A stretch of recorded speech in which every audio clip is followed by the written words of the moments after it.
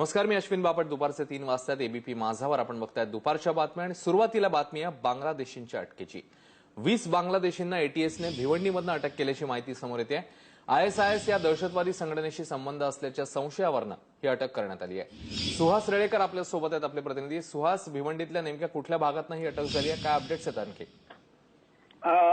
अश्विन, धक्कादायक बाब आहे की भिवंडीतील 20 बांगलादेशींना काल आयएसएसने अटक केलेलं आहे.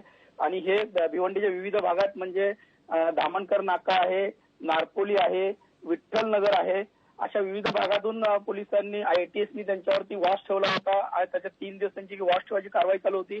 त्यानंतर शनिवारी रात्रीच्या वेळेला त्या 20 बांगलादेशींना एटीएसनी ताब्यात घेतले. त्यांची चौकशी करतायत की हे बांगलादेशी बांगलादेशी अनधिकृतरित्याच भारतामध्ये आलेले आहेत आणि त्या भिवंडीच्या विविध भागात मोठ्या प्रमाणात राहतात, भिवंडीच्या कारखान्यांमध्ये काम करतायत. आणि या बांगलादेशींचा आयएसआयशी संघटना असणं हे फार मोठी आणि धोकादायक बाब आहे. या संदर्भात पोलीस पूर्ण मोठ्या प्रमाणात चौकशी करतायत.